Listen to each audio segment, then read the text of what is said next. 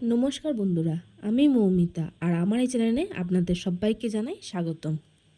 আজকে আমি যে রেসিপিটি আপনাদের জন্য নিয়ে এসেছি, এই রেসিপিটি ভাত ডালের সাথে তো ভালো লাগবেই, তাছাড়া সন্ধেবেলায় চা কফির সাথে একেবারে জমে যাবে। একটা দুটোতে কিন্তু মন ভরবে না, বারবার বানিয়ে আপনাকে খেতেই হবে। তাহলে চলুন দেখে নেওয়া যাক আজকের রেসিপিটি কি। তার জন্য লাগছে আমার বরবটি। বরবটিগুলোকে আমি দুমুখ কেটে ছোটো ছোটো টুকরো করে নিয়েছি এবং এগুলোকে ধুয়ে একটি পাত্রে রেখে দিয়েছি।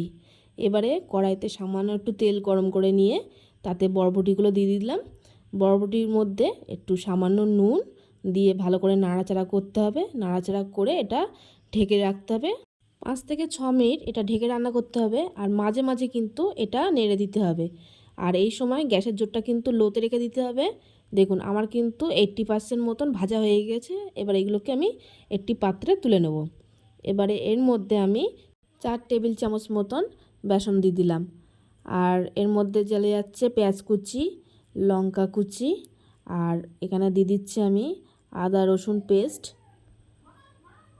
এবারে দিয়ে দেবো সামান্য কালো জিরে আর অল্প একটুখানি পোস্ত। এবারে সামান্য পরিমাণে নুন, যেহেতু ভাজার সময় আমি নুন দিছিলাম। আর দিয়ে দেবো হলুদ, আর এর মধ্যে দিয়ে দেবো টমেটো সস। এবারে এগুলোকে সব একসাথে আমি ভালো করে মিশিয়ে নেব। মেশানো হয়ে গেলে এতে সামান্য পরিমাণে আমি একটু জল দিয়ে দেবো। জল দিয়েই এই মিশ্রণটা কিন্তু আমি টাইট করে মেখে নেব। এতে খুব বেশি বেসন কিন্তু আপনারা দেবেন না, তাহলে কিন্তু আপনারা বেসমেরই টেস্ট পাবেন, বরবটির টেস্টটা কিন্তু আপনারা পাবেন না। দেখুন ঠিক মাখাটা এরকম হবে।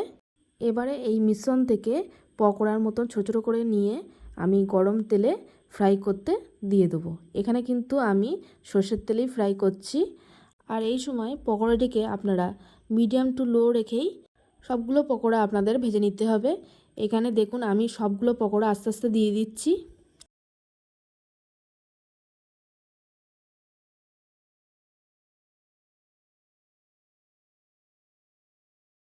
এখানে আমার এক পিঠ হয়ে গেছে, আর এক পিঠ উল্টে আমি একইভাবে লাল লাল করে ভেজে নেব।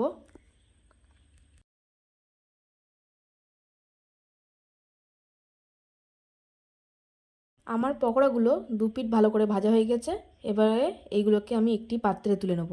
একটি টিস্যুর ওপর রেখেছি যাতে এক্সট্রা তেলগুলো অ্যাবজর্ব করে নেয়।